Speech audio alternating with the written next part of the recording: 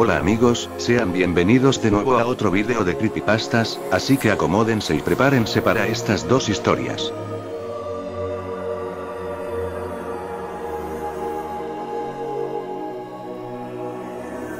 Era una noche fría blanquecina en las calles de Chicago.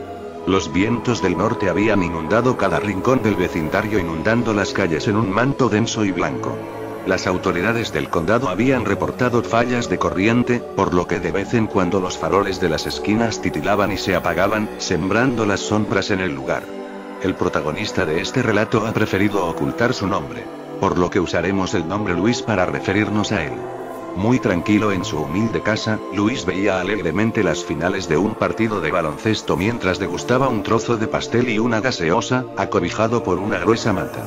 Eran alrededor de las 9 de la noche cuando un leve golpeteo se escuchó en la entrada de su casa. Luis a trompicones y a regañadientes se levantó de su sillón y fue a la entrada.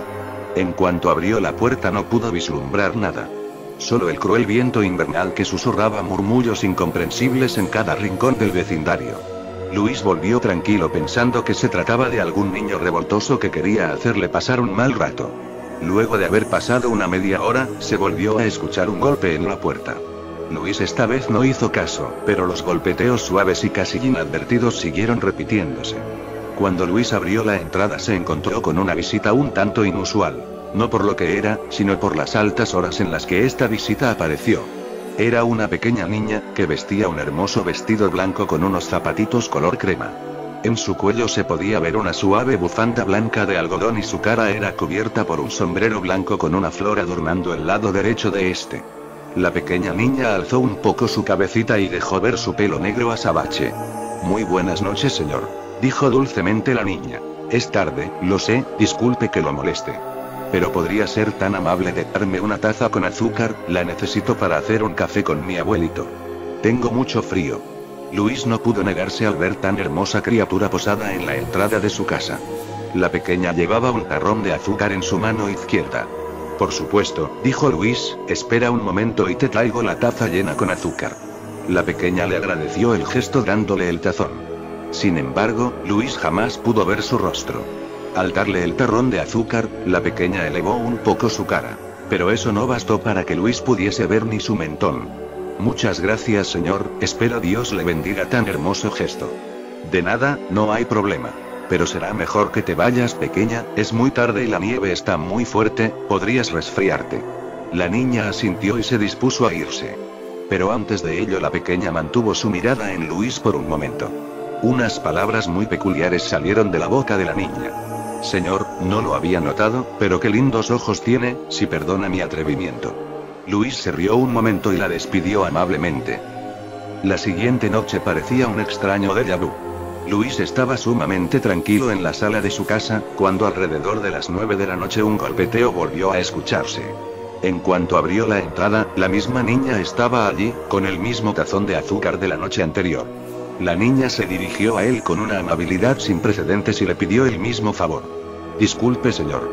De nuevo perdone que le toque su puerta tan tarde, pero... Déjame adivinar, ¿quieres una tacita de azúcar, verdad? Sí, por favor discúlpeme, pero mi abuelito tiene mucho frío y queremos hacer un poco de café. ¿Sería tan amable de darme esa tacita de azúcar? Luis fue a la cocina con el jarrón vacío y se lo trajo completamente lleno. La niña volvió a agradecerle, pero aquellas palabras volvieron a salir de su boca cuando ésta alzó su rostro camuflado por las sombras de la calle. Qué lindos ojos tiene, señor. En verdad que jamás había visto unos ojos tan preciosos en toda mi vida. Luis le agradeció el gesto, aunque ya estaba un poco incómodo con el asunto. Esta vez decidió ver si la petición de la niña era un truco barato, por lo que la siguió con la mirada hasta que la perdió en la esquina derecha de la calle que era presa de las sombras por los faroles apagados de la avenida. Finalmente aquella noche había acabado. La siguiente fue totalmente normal, no hubo señales de la pequeña, por lo que Luis decidió olvidar el asunto y seguir con su vida. Pero no había terminado. No aún. Eran las 10 en punto cuando aquella funesta cuarta noche, unos golpeteos interrumpieron las ansias de Luis de irse a dormir. La pequeña niña estaba allí otra vez. Déjame adivinar, otra vez quieres azúcar, ¿verdad? La niña asintió muy apenada. Por favor, señor, es que no tenemos azúcar mi abuelito y yo. Estoy helada, necesito hacerle el café a mi abuelito. Lo siento pequeña, pero no tengo azúcar, se me acabó y mañana iré de compras, mintió Luis. La pequeña no se movió. Por favor, buen hombre, entienda que me muero de frío, ¿podría darme esa tacita de azúcar? Ya te dije que no tengo, se me acabó pequeña, así que por favor vete a casa, está haciendo mucho frío. La pequeña alzó su cara ligeramente y dijo de nuevo. En serio, señor. Pero qué ojos tan hermosos tiene. Jamás, en toda mi vida había visto unos ojos tan hermosos. Son como invaluables joyas. Jovencita, ya vete por favor, dijo Luis alzando la voz.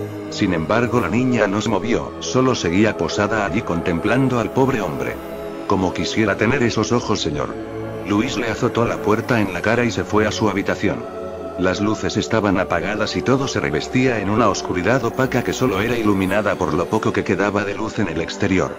Luis pegó sus párpados esperando jamás escuchar esos golpeteos. Pero en cuestión de pocos segundos, pudo sentir una especie de respiración.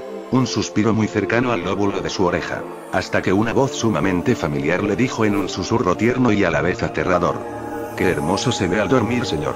Luis se levantó de golpe al escuchar tal frase. Según su testimonio, lo último que vio Luis antes de quedar completamente ciego, era a aquella niña, mostrándole su bello rostro. Pero ésta tenía las cuencas de sus ojos completamente vacías.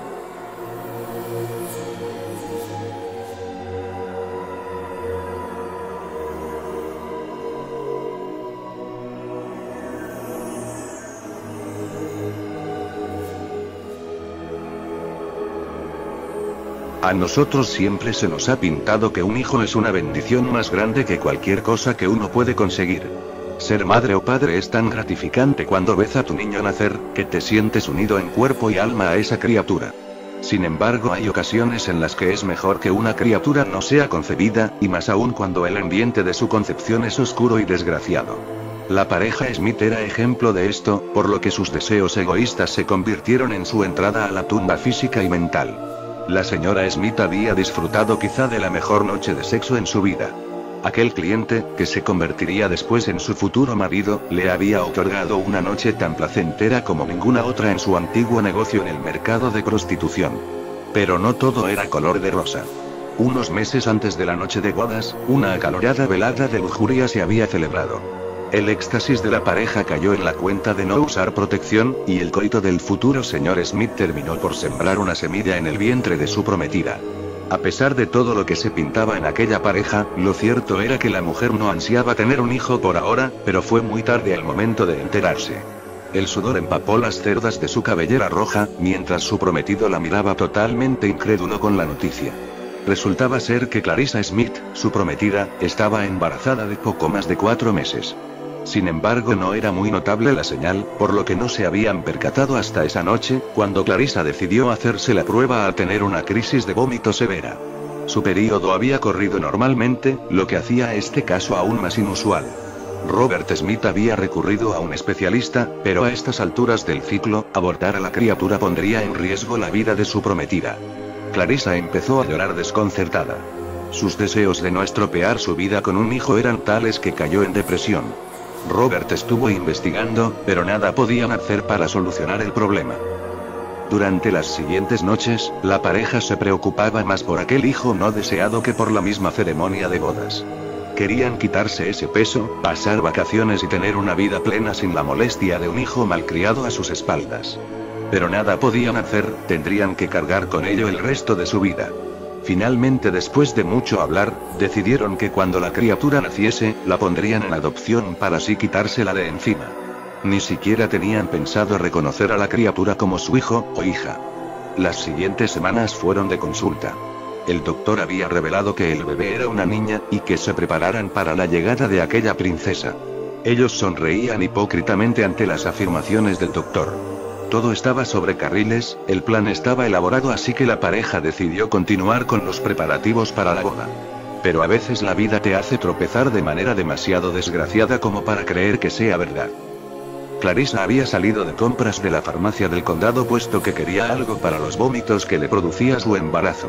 Las contracciones de aquel feto en estado de gestación comenzaron a irritarla, hasta que maldijo enormemente deseando que no existiera ese engendro que albergaba en su vientre. Una tormenta comenzó a caer, convirtiendo el cielo en una opaca parodia de tristeza e ira consumada en agua, nubes negras y rayos. Clarissa comenzó a correr, pero la suerte no estuvo de su lado cuando un automóvil terminó por atropellarla en medio de la calle. La atención médica hizo lo que pudo, pero todo se había perdido. O al menos eso se pensaba. Clarissa milagrosamente estaba viva, pero los doctores muy lamentados le dieron la noticia de que el feto no había sobrevivido. De hecho, cuando la encontraron, la placenta estaba prácticamente desgarrada fuera de su vientre, y en el hospital no tardaron en extraer el cadáver del bebé. Hipócritamente, Clarissa empezó a llorar por tal noticia.